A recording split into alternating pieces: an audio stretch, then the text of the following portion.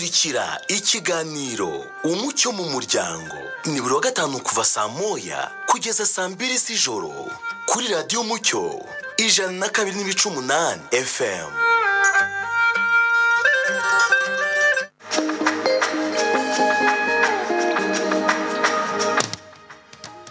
Twongeye kubaramutsa abakunzi bacu 102.8 FM radiyo Mucyo aho muherereye mu Rwanda hose no mu mahanga badukurikira kuri TuneIn mu izina rya Yesu. Amahoro y'Imana bane namwe. Uyu ni wa mwanya ikiganiro cyacu cy'umuryango.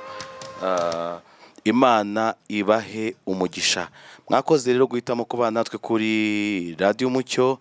Mukomeze kugubwa neza. Hano muri studio zacu rero turi kumwe n'abakozi b'Imana. Buriya turi hari abantu bakunda kwanga kuvuga ko ari abakozi b'Imana ngo nabana y'Imana, ariko uko waba uri kose turi muri ministry. Uko bya ikingenzi sizina witwa ikingenzi no umurimo Imana igukoresha muri ministry. Turi kumwe rero n'abantu b'Imana, cyangwa se ntago ndi buvuge byinshi bitewe nuko umuntu yifuza kwitwa kugira ngo yumve afitingamo neza mu murimo, na abakozi mu murimo dufatanya kugira ngo dutange contribution ku muryango nyarwanda cyangwa ku muryango kwisi yose muri rusange. Tubahaye ikaze abo turi kumwe nabo muri studio za Radio Mucyo bakongera bakatwibwira kugira ngo abaduteza amatwi bamenye abo turi kumwe. Karibu. Kamarade arakoze. Ubwo sengeye ndiyitiki nabyo nzi, gusa numva nishimira kuba umwana w'Imana. Nubwo byose nyine Bibiri bivuga. Nitwa Obedi Kwizera, turasanganwe kenshi hano muranyumva. Nturuka muri DNG. DNG ni umuryango urera abana cyangwa se ufasha abana kumenya ijambo ry'Imana ndetse n'ababyeyi. Murakoze. Njyewe nitwa Alice Mugeni. Nange si ubwa mbere nkunze kuba mu biganiro nk'ibi ngibi. Muri iki kiganiro nkunda Yesu, ndakijijwe, ndi umubyeyi, mfite abana 3, ndubatse, mfite n'umugabo. Nkunda Imana no gukora ubushake bwayo. Amen. Urumva ko noneho uyu munsi biraba byiza kurusha ubushize. Twarivuze nanjye ndubatse, ariko giye mfite umwana umwe. Hanyuma Alice rero afite inararibonye. Naho ndagera, ariko aho ngeze ndashima Imana. Hari ibyo yanyigishije bijyanye naho ngeze. Cyakora uri serious, ndakwemera. Uzi impamvu? Nta bundi buryo simpakana ko ari Imana ibidukoresha, ariko kugira umutima wo kwita ku bana, cyane cyane atari kubafasha kubona imibereho gusa, ahubwo kumva ufite umutwaro w'uko bamenya Imana. Icyo njyana ikintu maze kukubonaho, yaba ari ibintu wihangishaho mba narabimenye. Imana ishimwe. Imana ishimwe rwose. Ni idushoboza. Tufite umunezero ko uyu munsi ushaka kudusangiza byinshi abadukurikiye uyu munsi. Ubushize twagize ikiganiro cyiza, hanyuma iminota itubana mike. Twari kumwe na Pastor Innocent na Cecile. Byari byiza cyane, ariko iminota iba mikeya. None uyu munsi twagarutse. Uyu munsi tubafitiye rero insanganyamatsiko nziza, kandi namwe muraza kubigiramo uruhare. Turaza kubaha umwanya mutubwire uko mubyumva, ese n'ibibazo mwagize. Buri gihe nta muntu n'umwe udashaka guha umwana w'icyerekezo cy'ubuzima. Ntago wapfa kubyara gutyo. Bya byose hari ikintu uba wumva umwifuriza mu buzima. Uyu munsi dufite insanganyamatsiko ivuga ngo ese ni gute naha umwana cyangwa abana banjye icyerekezo cy'ubuzima. Ari si ibyo bintu kwanza iyo nsanganyamatsiko uyitekerezaho iki? Ntekereza ko ari insanganyamatsiko y'ingenzi cyane uko maze kubivuga. Umuntu wese iyo amaze kubyara hari ikintu aba yumva arotera, ariko indoto cyangwa se icyifuzo cyaho umwana wazaba ari mu gihe runaka, aho agomba kwerekeza. Rero ndumva ari ibintu by'ingenzi cyane, kandi n'ibintu bikomeye, kuko ubuzima bundi bukwiye kugira icyerekezo. Yego. Cyane rwose. Kare nahoze ntekereza kuri insanganyamatsiko. Hari ibintu byadutse nijoro. Hari abantu nakiriye mu rugo, nuko nza kubarangira ariko mbarangira mu buryo butari ubwa map. Ndababwira uze guca aha urahasanga icyapa iki n'iki ukata aha ibintu nk'ibyo. Hari butike unyure munsi yayo Wajya wabirebaga. Butike nayishyize ukata ibumoso. Butike nayo nayishyizemo. Noneho ageze mu rugo arambwira ngo nari nzi ko uri umusirimu ngo ariko ngo rwose ngo urantengushye. Ngo ibintu wohereje ngo yohereza map. Icyerekezo cy'urugendo. Ku buryo ubu abantu basigaye bakoresha icyerekezo cy'urugendo. Cyane rwose. Ntekereza ko rero buri mubyeyi avuka yumva ashaka guha umwana icyerekezo, ariko ahubwo agasigaye umuntu yibaza ngo ni ikihe cyerekezo ndamuha ikihe. Sinshobora kuba ntuye Kabeza nka umuntu icyerekezo kijya wenda i Kanombe. Cyangwa se nshaka kumujyana i Kanombe nka mu icyerekezo kijya wenda Kabeza na Kanombe Nyamirambo. Ukajya uhora uvuga ati namuhaye icyerekezo ariko wamuhaye icyerekezo kiri. Ibyo uvuga ni ukuri kuko icyerekezo ubundi ni ukuvuga ngo ndaha ahantu ndashaka kujya hariya, so ni gute ndi buhagere. Yego. In between rero ni ukuvuga ngo ni ibiki ndi bukore kugira ngo nzabashe kugera hahandi. Aho rero niho bigoranye mu by'ukuri ntabwo ari ikintu cyoroshye. Kumenya aho ujya ushobora kuhamenya ukuri buze kuhagera n'ibyo uri buze gucamo ugasanga wenda aho ngaho niho ruzingiye. Buriya Alice bamaze ejo ndi hari ahantu twari turimo dushaka kuzatwigisha, noneho dutangira ku debating. Harya ubwo umwana wa Alice afite imyaka ingahe? Abandi bati 15, abandi bati 10 n'ingahe. Ariko ubwo ndibaza buriya Karebu Imana imubaha wumvaga wifuza ko azaba iki, azagira cyerekezo ki? Ni ikibazo cyiza. Ubundi mu by'ukuri dusa nkaho dufite icyerekezo kimwe twese abizeye Imana. Yego. Ni kimwe kijya kiza muri forme zitandukanye kubera ko dufite impano zitandukanye iby'Imana yadushyizemo dushobora gukora mu buryo butandukanye, ariko twese turajya ahantu hamwe buryo. So rero njyewe nabanje nta kindi kintu natekereje kuko ikintu gishimishije cy'ijambo ry'Imana nuko ufite yaduhaye icyerekezo. Yego. Ubwo bitumye ntekereza imirongo 2 yo muri Bibiliya cyangwa se 3. Icyambere ntekereje Abefeso 2:10 avuga ngo turabo yaremye ituremeye imirimo myiza muri Kristo Yesu. So ikintu cyambere numva njyewe nzi neza kandi numva ngomba guha umwana wanje nuko ntabwo ndi wanjye ngo nigenge. Yego. Nuvuga ngo wandemye ni uzi icyo yandemeye gukora. Nkuko umuntu akora imashini, umuntu wakoze iyi microphone niyo kuvugiramo. Ntago ari yo gukora fotokopi y'impapuro. Ntabwo ari fusheti yo kurisha. So uwayiremye yari afite purpose, impamvu n'intego yayo. Ubwo rero natwe umuntu ufite intego yacu uwa mbere ni Imana. Yego. Iyo mirimo myiza Imana ishimwe ko yanitubwiye, by the way nayo yarayitubwiye, nta iyo mirimo myiza yaturemeye yarayitubwiye. Ariko kandi yongeraho ngo ni imirimo niyo yaturemye ariko ituremera imirimo myiza hehe muri Yesu Kristo. Bivuze ngo ni ikintu gikomeye cyane. Hari ibyo bajya bita mu mibare ngo domaine de définition. No kuvuga ngo aho Imana ireba ikabonera imirimo myiza ni muri Yesu wenyine, ku muntu uri muri Yesu wenyine. Ubwo ahubwo ngewe ikibazo nyangira Alice naguciye wenda mu ijambo tuzaza gukomeza tubiganireho. Buriya abantu badukurikiye ngewe njya nitegereza, ntabwo ari ukuvuga ngo guca urubanza, ariko hagihe ibintu tuvuga nk'abizera. Yego. Abantu benshi b'Abanyarwanda baba badafitingamo. Bishatse kuvuga kandi mu yandi magambo nge ndimo ndavuga ngo ndashaka guha umwana wanjye icyerekezo nk'umwizera. Yego. Ariko n'undi muntu utari umwizera ashaka guha umwana w'icyerekezo. Ibyo bintu birahurira hehe? Bishobora kugera aho bihurira kuko ibintu byinshi dukora mu bigaragara inyuma bisa nkaho bisa. Umuganga w'umukristo ufite icyerekezo kiri muri Kristo n'umuganga utari muri Kristo bashobora bose kwexera muri iyo domaine bagakora neza kandi bakavura abantu, sibyo? Bikagaragara ko bose ari ab'umumaro. Ariko biragaruka bigatandukana nanone ku mpamvu ari habikora. Yego. N'iherezo rye biraza bigatandukana cyane. Niyo mpamvu rero nkatwe hano nyine uko turi kuri radio y'Abakristo iteka ngaruka kuri ya domaine de définition cyangwa se hahandi twibona ni muri Yesu turi kuvugira. nigeze guhura actually uranamuzi ariko sindi bumukubwirira. Noneho afite umubyeyi ni umuganga. Yego. Noneho ngira ngo yabyaye uwo mwana yumva nawe azaba umuganga. Arangije secondaire yagombaga kumujyana mu cyerekezo cy'ubuganga. Yego. Arangije ajya no kwiga medicine. Ageze mu mwaka wa 3 medicine, umwana arivumbura yumva ngo ibyo bintu sibyo yaremewe. Hanyuma areka ishuri aza mu rugo.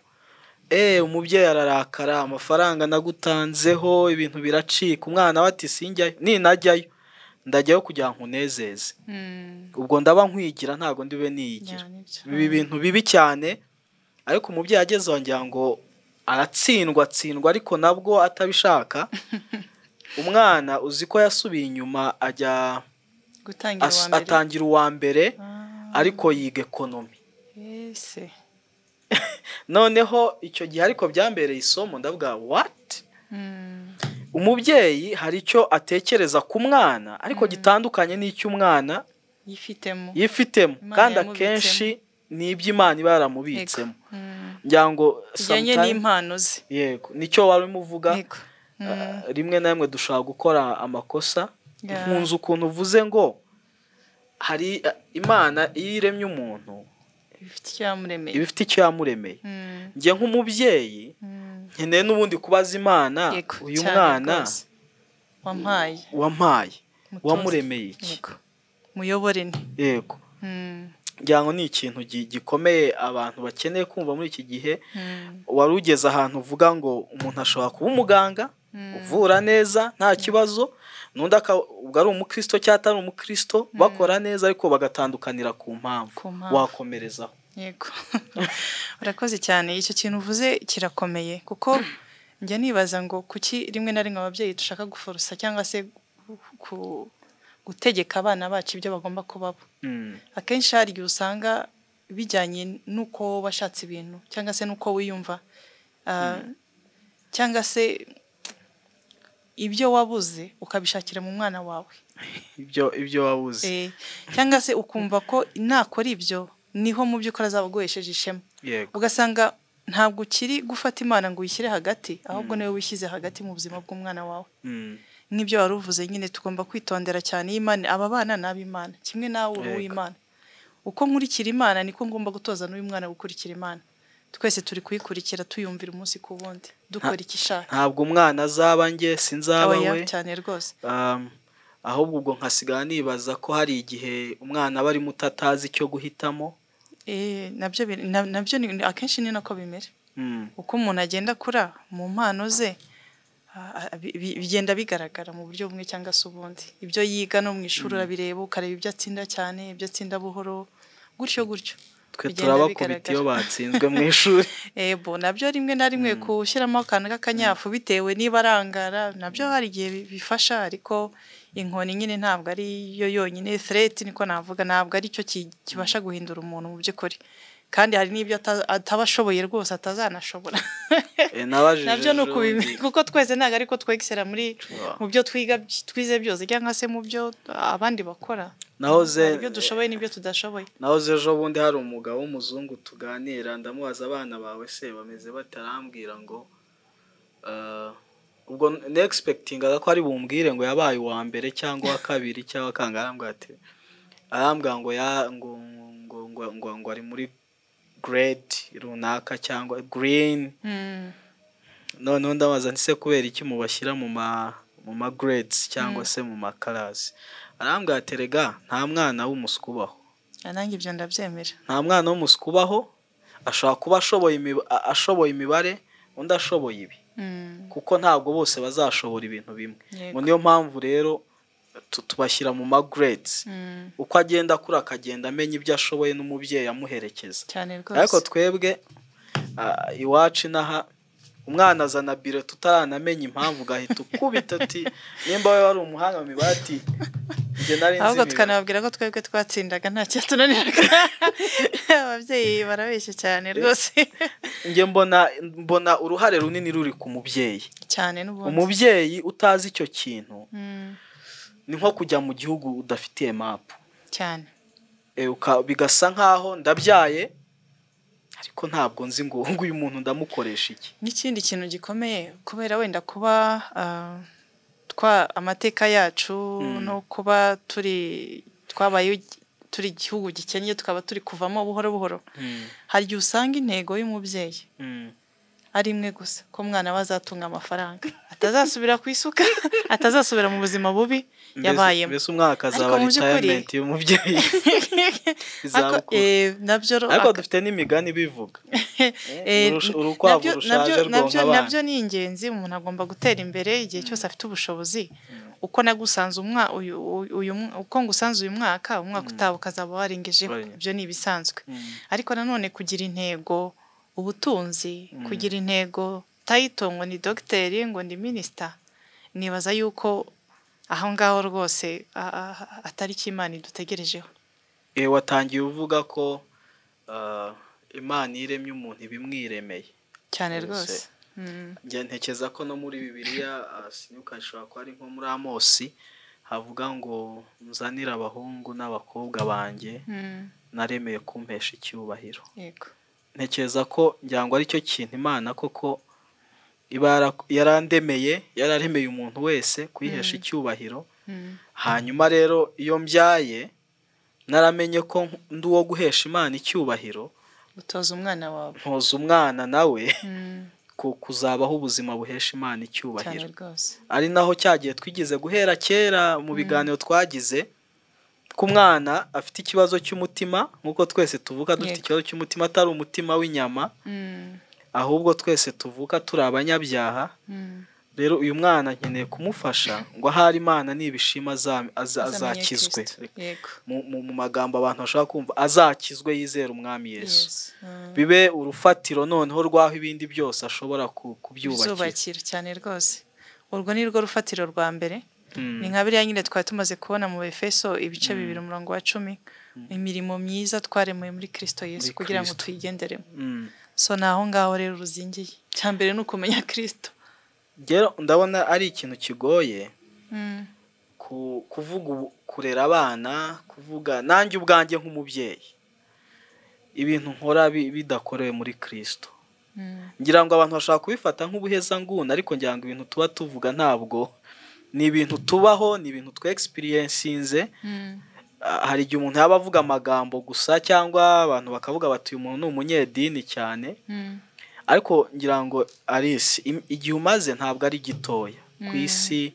Ubuzima bwawe bwa mbere yuko uhura na Yesu n'ubuzima bwawe nyuma yuko muhura n'ubuzima bwawe uri umubyeyi, njya umaze kubona ko hari itandukaniro rikomeye cyane. Ibyo bintu nibyo cyane riba ririmo, kuko nahoze mvuga ngo niyo mirimo n'uburyo turera abana n'ibyo tugomba gukora byose ntabwo ari ibintu twicara ngo twimagine. Ni ibintu Imana yaduhaye. Hari amahame cyangwa se principles yashyizeho. Hari ijambo ryayo yaduhaye riduha ibyiringiro, rikaduha imbaraga zo kugira ngo dukomeze kugendera mu murongo yaduhaye. Nta hantu wenda muri biri uzasoma uvuge ngo none ngo namenye ko umwana wanjye agomba kuba dogiteri. Ibyo Imana yaduhaye ubwenge pe bwo kureba twitegereza mu manota y'umwana, mu byo umutima wumva wirukankira, mu buryo butandukanye. Ibyo hamwe n'ubuntu bw'Imana n'ukuntu Imana igenda ihuza ibintu bitandukanye, ujya gusanga ugasanga usobanukiwe n'umwana asobanukiwe, umwana asobanukiwe, nawe ukaba wasobanukirwa icyo Imana imuhamagarira gukora nk'umwuga. Yego. Ariko njye nyavuga ni hari ibintu by'uburyo bubiri kugira ngo utoze umwana kugira ngo agire icyerekezo. Hari uburyo bwo mu myumvire. Icyerekezo cyose ndi bufate ndamenya ko iki cyerekezo kivuye ku Mana, bya bindi twavugaga. Kandi imbere yeho kuzahesha icyubahiro muri ibi bintu ndiho nkora. Kandi nzi ko uko byagenda kose hari misiyo ikomeye iruta izindi zose Imana iriho kuri iyi si iriho ikora, ngomba kuyibamo. ikiriho ikorora kizo be ni igiki cy'Imana iri ikora business y'Imana kuri iyi si no kuba turiho twe nk'abakristo tudakizwa ngo ihite tujyana mu ijuru nuko hari umurimo Imana iri ikora ikoresheje abaganga, ikoresheje abajournaliste, ikoresheje abaministre, ikoresheje abaperezida. Nuko Imana iriho yubaka ubwoko bwayo kugira ngo igihe runaka uzabashe kubana nayo iteka. Yego. So iyo rero ni imyumvire numva tukwiye kubaka mu bana bacu. Icyo baba ari cyo icyo baba icyo ari cyo cyose kuko icyo nicyo cyerekezo cy'ubuzima. Yego. Yankunda amagambo ari mu Efeso igice cya mbere naho nduva ari ku murongo wa 10.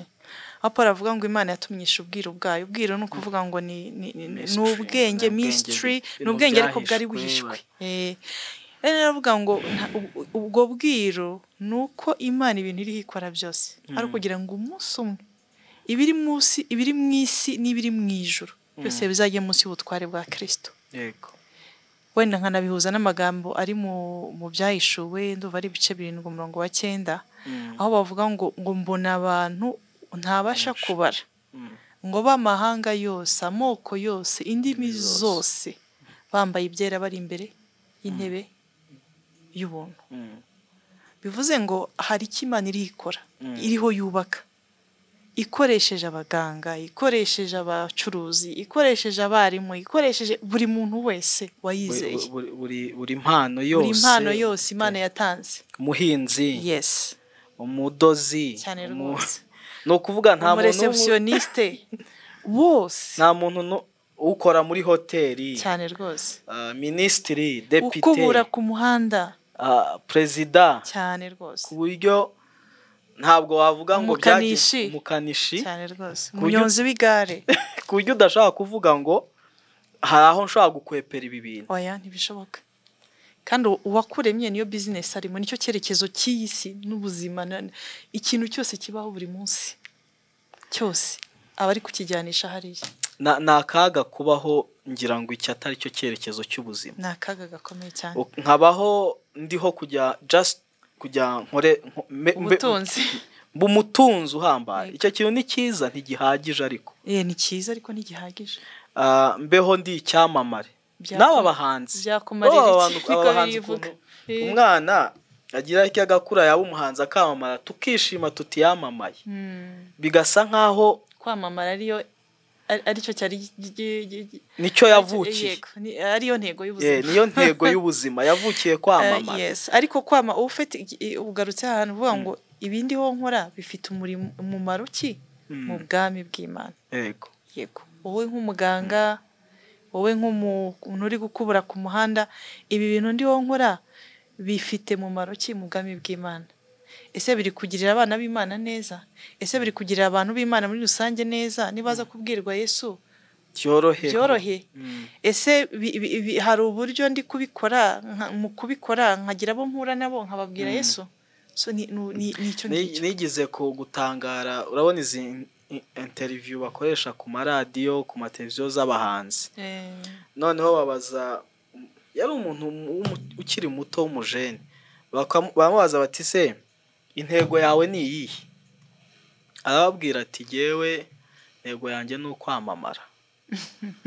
Naye nicaye noneho ndavuga ubuvugishije ukuri. Yabivuze mu magambo ngo washaka kubaka izina rye. Mpita nibuka igice cya 10 mu itangiriro, niba atari cya 11 cy'umunara w'i Babeli, ukuntu ngo bashaka ngo kubaka izina rimenyekana. Imana yabati kandi aba bantu bazabigeraho. Barahuje kandi koko iyo urishatse urabimenyekana. Ariko Imana irabira bati oya, abantu bashaka kumenyekana kundusha ngo itatanye indimi zabo. Yabagirira neza, iriya ni act of grace. Yabagiriye neza kugira ngo bereke ko burya hari Imana. Ibyo twashakaga kwigira Imana ntago bishoboka. Hari Imana iri hejuru yacu kwiye kuba. Reka tuyubahe. Ntekereza ko aricyo gikomeye umubyeyi kumenya ko uyu mwana ni uw'Imana, nanjye ndi uw'Imana. Yaremewe iki? Hanyuma hari ikintu wakomojeho nkatangira no kumuherekeza muri urwo rugendo. Ku ku buryo nawe azabaho icyo kintu akizi cyane rwose. noneho ntekereza ko nimbimuha n'abazabyara niko bizagenda cyane rwose. ni uruhererekane. uje ahantu heza. Cyambere ndashaka kukubwira ngo hari igihe wigeze uvuga ngo itandukaniro ngo ry'umuganga uzi Kristo n'utazi Kristo. Za mpamvu nizi ngizi tumaze kuvuga. Ya impamvu wavuze ngo wasobanurira avuga ngo itandukaniro ni impamvu bakora ibintu. Yego. Nibaza ko iyi mpamvu isobanutse. Yego. Impamvu dukora ibintu umwana wacu akwiye gukora gutyo. Hanyuma icyo gutoza rero waruvuze ngo nimutoza n'abana bakabatoza bizagenda nyine bibuhererekane.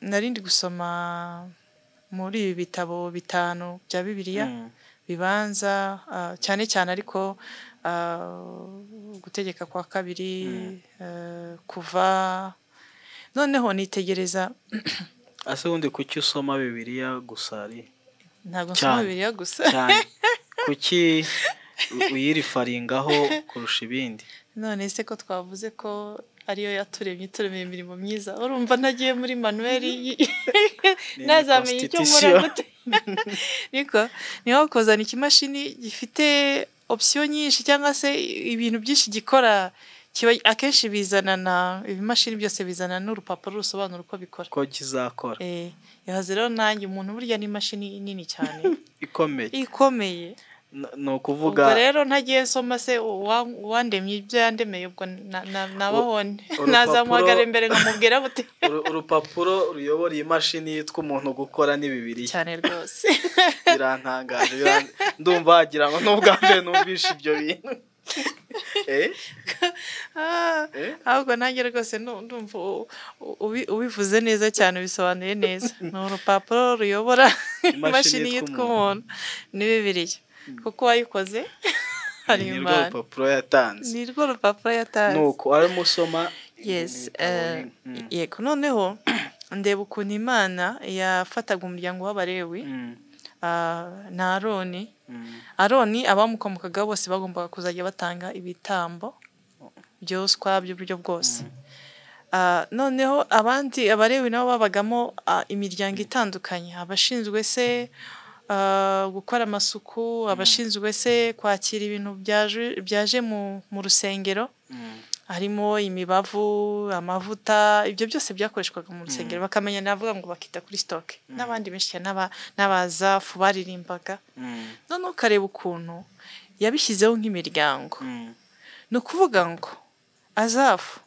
yararirimbaga abana be bakaririmba abuzukuru be bakaririmba abuzukuruza icyo bivuze bivuze ngo ntekereza ko Imana yabishyizeho kubw'ikintu cyitwa gutoza mentorship kuko njye nimvukira mu rugo rw'umuntu uririmba nzareba ngo ubundi umuririmbyi arya te aryama te yorganiza umunsi wa te avugana n'abande areba abande n'ibiki yitaho abikora te inspiration yo kurimba yikura he amagambo yandika aririmba yakura he umuziki awukura he ugasanga ngewe uzajya kuza nko kuri generation cyangwa ku rubyaro rwa gatatu mera nkaho mvuka ibintu byose mbizi noneho uwabikoraga kuri generation ya mbere n'iya gatatu n'iya kane bizajya kugera ku ya kane afite excellence iri hejuru yankunda kwibonera nko mvaye nk'urugero nko ku bazungu ugasanga umuntu akora nka shokora akubwira ngo ise sekuruza wa sekuruza kugira nko ku rubyaro rwa gatandatu usubiye inyuma ati nibyo twakoraga gusa ariko noneho wakumva nk'ibintu akora ukabona n'ibintu bidasanzwe ngira ngo no mu Rwanda ujya wumva umuryango witwa Sentore uzi ko ubu ngubu abuzukuruza be ni abaririmbyi badasanzwe no nanjye najya mbikurikirana nkumva koko baririmba neza baririmba gakondo bakavuza inanga noneho bamubaza bati se uruwahe ngo ndi umwuzukuru wa Sentore ukumva ni ibintu bitangaje nk'ibyo wavugaga nyine kubera iki gutozwa ibi bintu byagezeho biba lifestyle kubazahavuka bose ubwo rero na baroni nuko ariko noneho ndagaruka naho ndi bitekereza ndagaruka ndavuga ariko se muri iyi minsi abatambyi ni bande Petero wa mbere ibice 2 umurongo ndumva ari wa 7 niba ntibeshye baravuga ngo abatambyi ni bande bavuga ko abatambyi ari abantu bose bizeye umwami Yesu turi ubwoko bw'Imana bwera bwatoranijwe turi abatambyi Imana yitoranyirije ngo kugira ngo twamamaze ishimwe ryayo yego waduhamagaye akadukura mu mwijima akatujyana mu mucyo bitangaza so bivuze ngo natwe fete turi ya miryango kandi Imana kidutegerejeho nuko bya bintu uko twabivugaga ndi umuganga ndi umuvuzi ndi umunyonzi ndi umumotari ndi minister sivuga ngo umwana wanjye necessarily yazaba minister kuko nabaye minister ariko cya kintu cy'ubutambyi cya kintu cyo kwamamaza ishimwe cya kintu cyo komunikanisha Yesu cyo kikwiye kubaho umunsi ko kuva kuri generation kujya kuyinda urubyaro nyuma y'urundi tugomba kuvuga nuzabikora akagira inspiration yego nshobora kuba umunyonzi kuko ari cyo kintu kituma mbaho ariko urugero nabuze uko ngira ubundi si ibyanjye ariko urabizi ko hari umuntu uba umunyonzi ataraba dutega buri munsi abagenda ku magare nk'ababa mu masiganwa ari siporo ka umwuga we hari umusore twarimo tuvugana aba mu bihugu by'i Burayi noneho kandi akorera amafaranga menshi noneho arambwira ngo agenda ku igare nta modoka agira ariko Naha yari afite akazi ariko nabwo yagendaga ku kagare ndamubaza se wowe igare rirakokamye pe arambwira terega abaye kagare arambwira terega ngiye nkunda gutwara igare kuva mu bwana ati nuko nabuze umuntu inspiration ubundi nagakwiye kuba narageze kure kugira muri equipe yego banageze kure nabuze umuntu uma inspiration ati rero numva iyo ntwaye igare nibwo mba ntwaye ikinyabiziga numva nishimiye biragaragara ko aho umwana avukiye ntekereza ko ubwo bivuze ngo nshobora kuba ndi umujura ndi umubyeyi kuko wabigize umwuga n'umwana akabikuramo inspiration akajya kumva nta nicyo bitwaye nagusuza umugani wo mu kintu bavuga ngo uwibahetse ababwira mu mugongo kabona ibintu byarafashe nawe cyane rwose akanabigira umwuga hari ikiganiro twize kugira mu minsi ishize turi kuvuga twavuga ku burere bw'abana ngo ninde ubundi ushinzwe kurera gutanga uburezi bw'umwana noneho twaje gusanga ofete wabishaka utabishaka ibyo ukora byose hari uburere buri guha umwana hari ukumutoza ni ukuvuga ngo ubundi wagiye kwiba nta gahunda ufite yo kumubwira ibintu byinshi wari unamuhetse ariko ibyo wakoze byose wamutoje wenda wari ugiye no kumuhahira kuko ashonje ariko yabibonye kandi yabonye ko ariko ubuzima bugomba kugenda ejo nawe yiba kugira ngo abone uko aba niko bimeze none se Bibiliya iravuga ngo menyereza inzira umwana akwiye kunyuramo azarinda asaza atarayiva iyo nzira uvuze iyo nzira yaba ari iyihe mu by'ukuri nk'ibyo urumva biragutse cyane iyo nzira ariko icyambere ni twabanje kuvuga ni kijyanye n'imyumvire impamvu Imana yaturemye n'icyerekezo ifite kandi tugomba kugenderamo turavuga tuti waba uri umuganga waba uri ministre waba uri perezida hari icyo Imana yaturemeye nuko tumenyekanisha ishimwe ryayo mu mahanga tubwira abantu Yesu kuko ari udukora mu mwijima akatujyana mu mucyo witangaza icyo cyo ni ikintu Imana yaturemeye twese icyo ni ikintu tukwiye gutoza abana bacu icyo wakora cyose icyo wavamo cyose umenye ngo aho Imana igushyize ni ukugira ngo ukore ibyo bintu ufite ukora ibyo bintu hanyuma uburyo bwa kabiri navuga bwo gutoza nari mfashe urugero ku barewi ariko ngaruka mvuga ko natwe ubu ngubu turi bari abatambyi no kwa Aroni bari abatambyi natwe turi abatambyi ariko nanone no mu buryo bufatika hari uburyo bwinshi dushobora kuyoboramo abana bacu deja hari ibintu navuga ngo mu buzima busanzwe biba bigomba kuturanga twebwe nk'abakristo waba uri umuganga waba uri umunyonzi waba ukubura ku muhanda waba uri umucuruzi waba uri umureceptionist cyambere kwitoza kubaha Imana yego icyo ni kimwe icya kabiri gushaka iteka gukora ibintu byiza kandi ukabikora donc akazi kanoze niko navuga biravuga ngo Bibiliya igitubwira ngo ibyo dukora byose tubikore nk'aho dukorera umwami urumva iyo ukorera umwami wiva inyuma kame mva hasi sibyo ikintu cya excellence yes ikindi ni ukumenya nyine kureba impano ziri muri twebwe tukazikoresha wenda gihuye n'icya kabiri kumenya impano ziri muri twebwe nyine tukazikoresha dukorera Imana ikindi nicyo navugaga nuko ibyo bintu byose turiho izo mpano dufite n'abo hantu turi n'ibyo turiho dukora turabikoresha kugira ngo ya nshingano y'Imana nako wa mugambi w'Imana ya ntego y'Imana ku buzima bw'abantu bose bashe kugerwaho ni gute ndi guhesha Imana icyubahiro ni gute abantu bari kubona Kristo muri njyewe ngo bazashima Imana kubw'imirimo myiza bazakizwe kubw'imirimo myiza bambonyeho n'ibyo nababwiye yego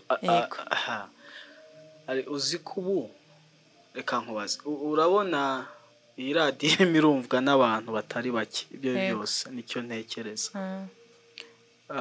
iyo ugize witegereje kwa kundi umuntu mukuru nyine yitegereza ibirimo bijya mbere mu gihugu ku isi ubona mu by'ukuri ibi bintu turimo tuvuga abantu barahawe icyerekezo cy'ubuzima gikwiriye nongeyeho gutyo icyo ngicyo kiragoye ni ikibazo kigoye rwose ntazi ukuntu nasubiza mu by'ukuri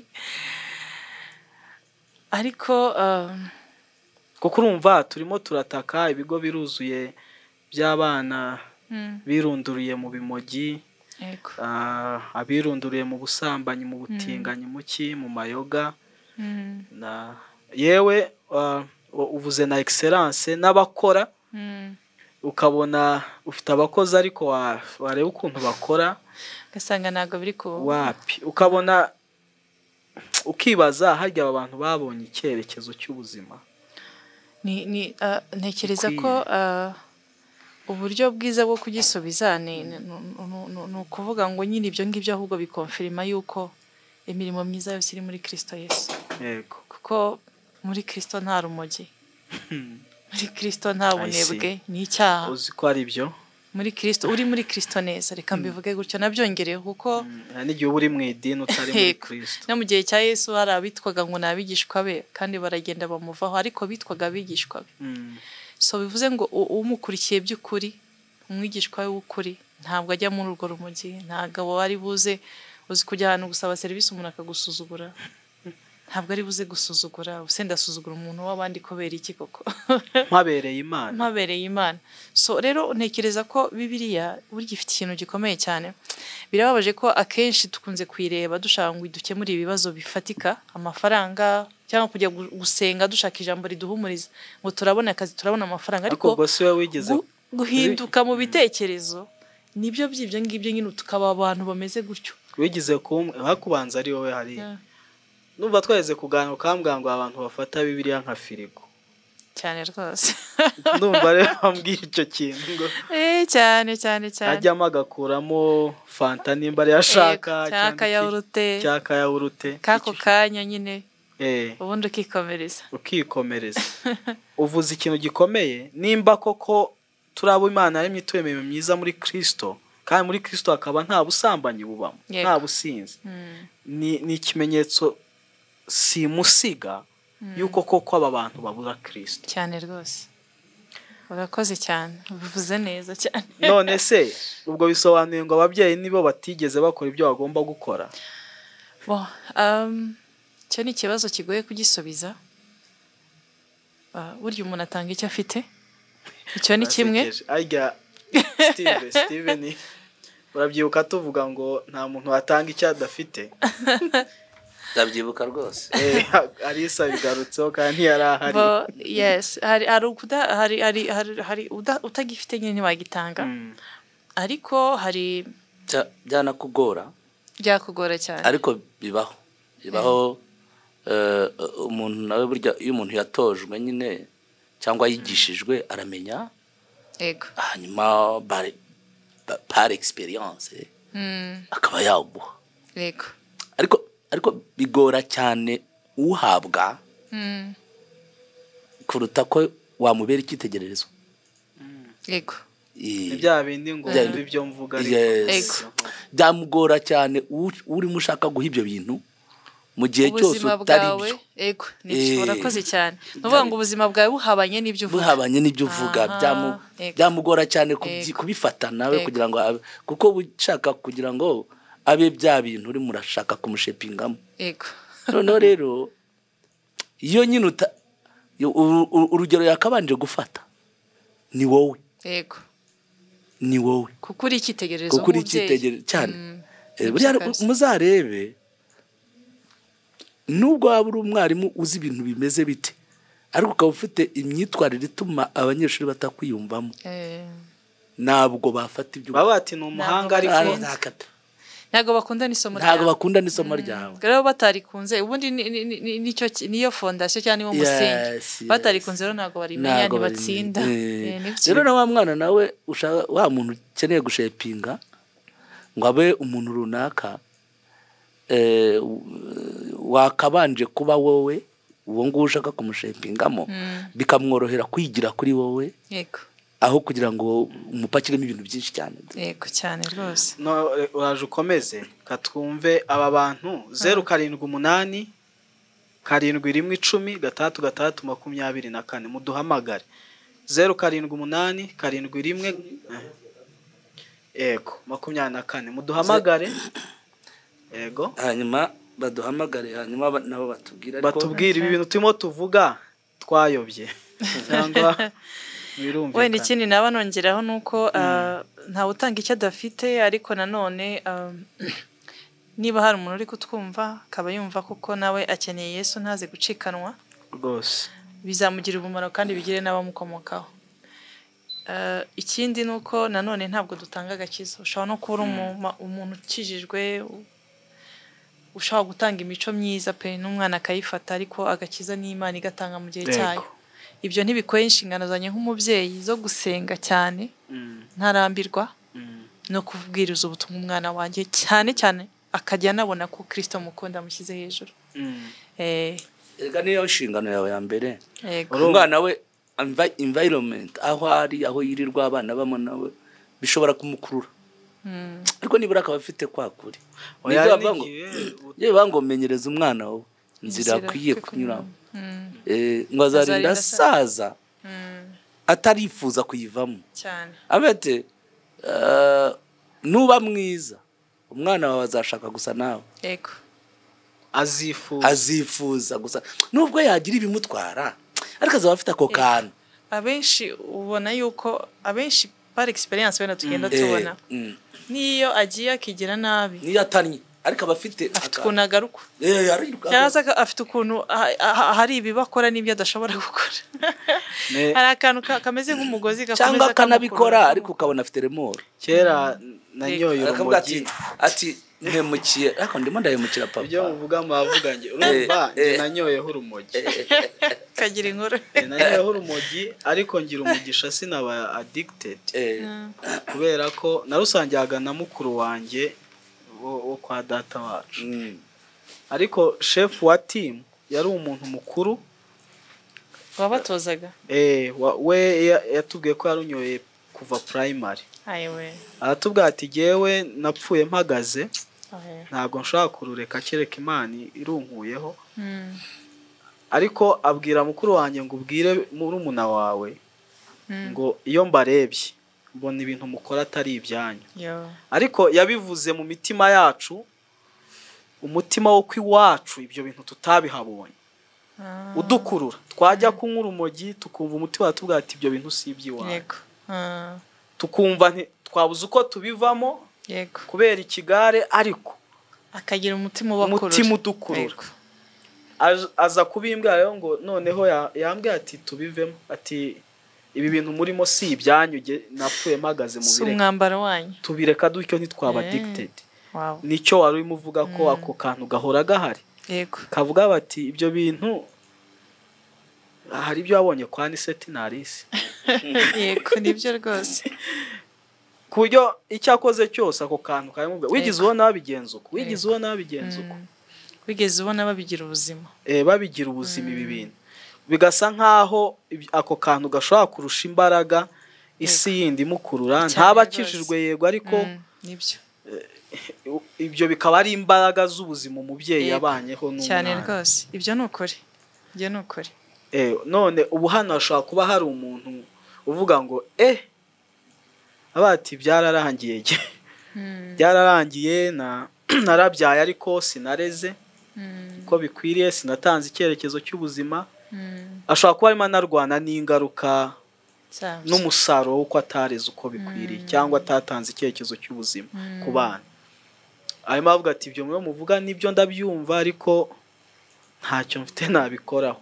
Hari n'undi urimo uvuga uti ibyo bintu nabikorane, ariko njya uyu muntu uri muri regreta niki yabwirwa nk'ubu? Birumvikana burya kubyara umwana ugasanga birangiye arumbye, reka mvuze ngo akurumbiye, birababaza cyane. Nararumbije. Kurumbya, ariko cyane nawe warirumbiye. Yego, ariko ikintu gishimishije muri ibyo byose, umuntu ararumbye ariko Imana ntirumbye. Yego. Umuntu ageraho atakibasha kugira icyo akora, ariko Imana yo ntabwo ijya ibasha, nta hantu igera ngo uvuge ngo nta cyakorwa. Bivuze ngo umuntu ashaka kumuha ibyiringiro. Yego.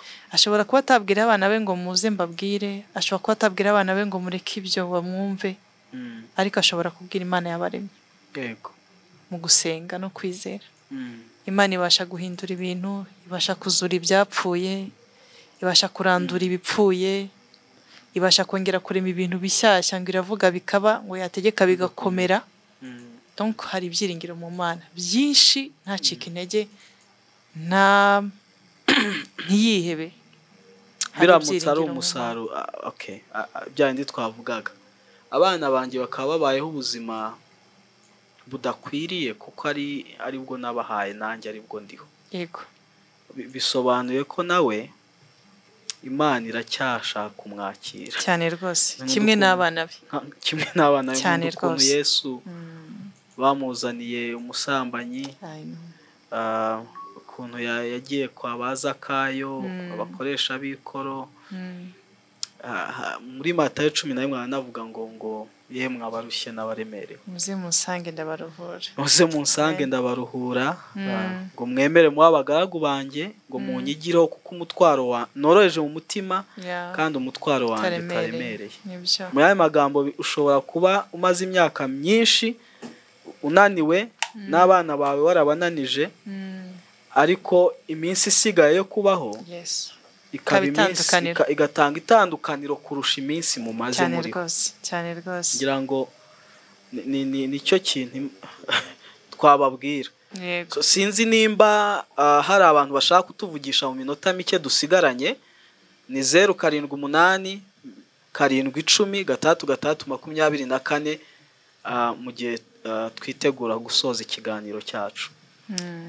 Kandi koko abantu muri iki gihe basa nkaho ubona ubuzima bubagoye.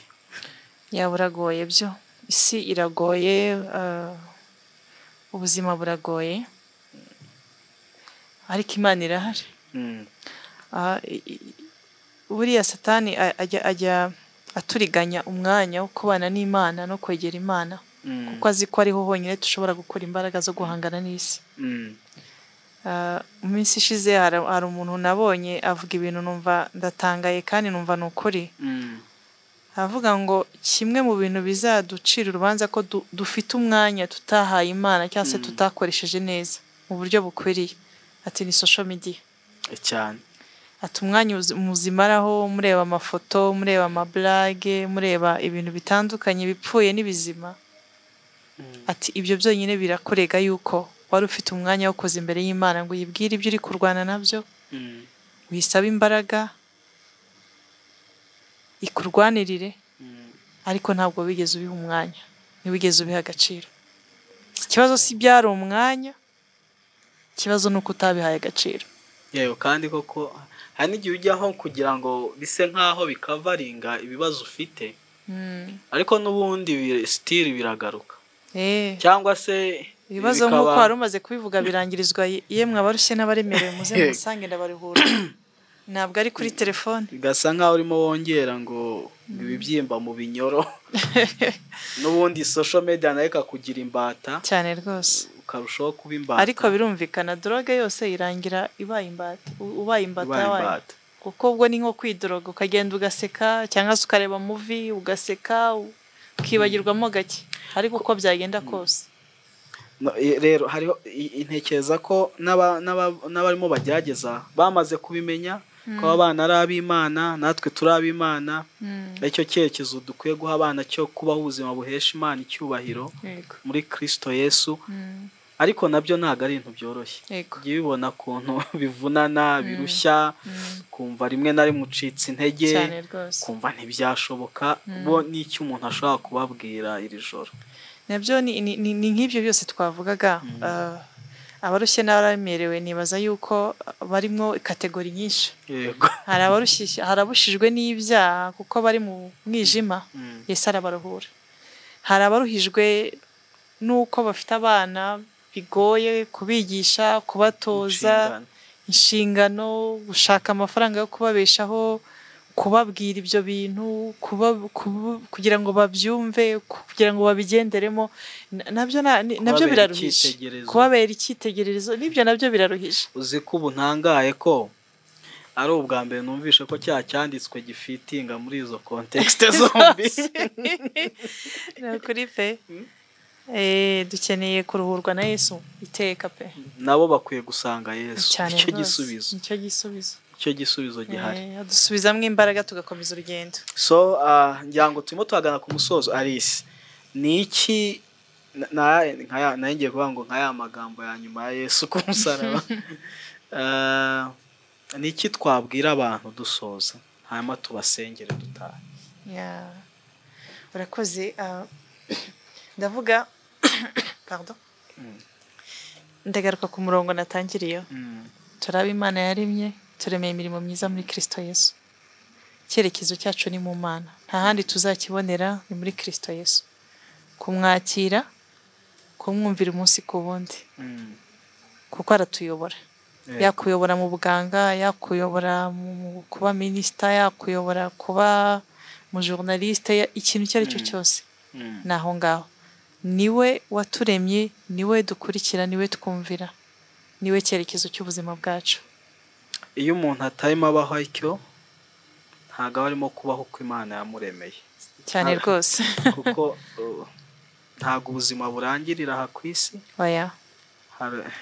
ubuzima burakomeza cyane rwose. Iyo ubuzima bwo ku isi tuzahagarara imbere y'Iyaturemye kandi dusabe raporo. Icyo nta nubwo twacyongeyeho ko ntibirangiriye.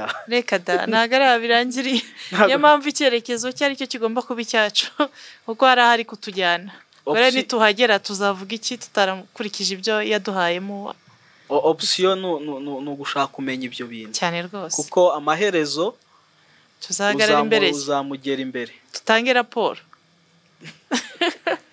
Ni igitangaza ibi bintu. Ngira ngo rimwe na rimwe dutakaza sensitivity, uburemere bwabyo, kuko tutajya tunibwira ko uwo munsi uzagera. Uretse n'ingaruka zo kutabikora hano ku isi, ko hari n'umunsi nzamuhagarara imbere cyane rwose. Kandi akenshi uzarebe iyo abantu bababwiye ngo turaza gukora audit, muva hasi.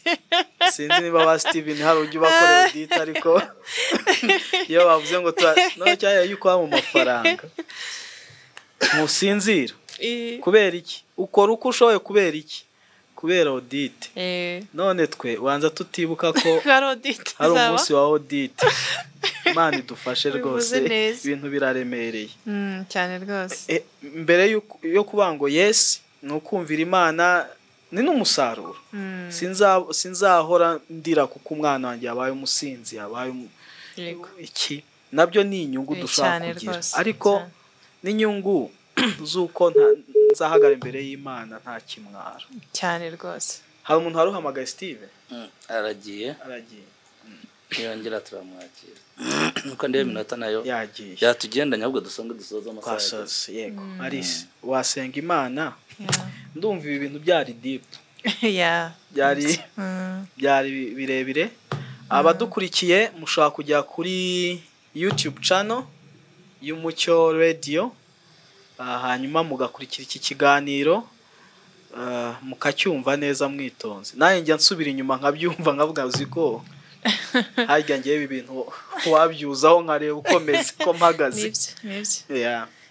mwakoze cyane bya Steven mwakoze kutwakira mwakoze cyane reka Alice dusengera dusoza mwakoze mwami Imana yacu twongeye kugushimira kuri uyu mugoroba twaganiraga ariko twaganiraga ku ijambo ryawe kandi kimwe tuzi nuko ijambo ryawe rifite imbaraga mwami rirarema ribasha kurunguruka ibiri mu mitima yacu bikabimenya ubasha kudutungira agatoki ku byo udashima ubasha kutwereka aho twatanye ubasha kutwereka ibitugoye tukabibona Mana turasenga ngo muri uyu mugoroba nukuri utwegere twese kubwira ijambo ryawe twaganiriye abaryumvise bose abarikurikiye natwe twariganiraga ugira icyo ukora mu mitima yacu mwami twavuze ku bijyanye no gutanga icyerekezo cy'ubuzima twatekereje ku bwacu natwe nubwo abana waduhaye turera ndetse n'abana hirya no hino mu gihugu bariho barerwa Mana turagusaba kugira ngo dushoboze kubw'uyu murimo ukomeye waduhaye mwami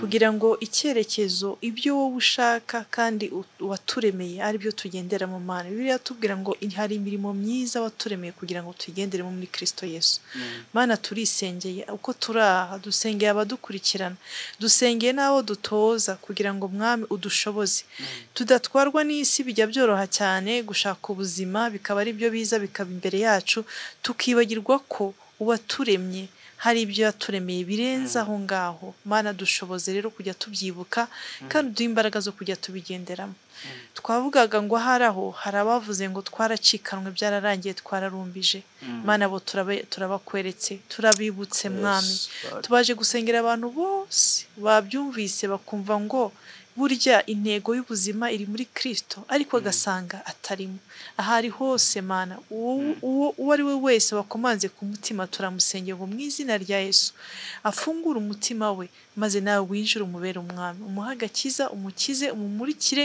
umukure mu mwijima umujyane mu bugingo umujyane mu mucyo wawe mwami umwana wawe ukunda cyane kandi turanasenga Mana abo bose babona ibyo bakoze byarangiye ntacyo gukora kigihari nta byiringiro Mana wowe urakora nta kigutangira inejame itashitwa ntabwo ujya ukerererwa ntabwo bijya bikurangirana ntabwo bijya uvuga ngo byararangiye niwe twizeye rero ndakwinginze kugira ngo ubahe ibyiringiro mu mitima yabo ubahe imbaraga zo kumenya ko bakwegereye Mana hari icyo wakora bagushatse bagusenze hari icyo ushobora gukora hari ibyo warema bitari bihari hari ibyo wakuraho byubakitse bikamera nk'ibigirwa Mana mu miryango yabo hari ibyaha byabaye karande ushobora gukura bikarangira mwami ukabaramira imiryango mishyashya kandi kubahisha kandi toza abana kukubaha Mana nabo turabasengeye ukora ibitangaza mu miryango yabo warabidukoreye kenshi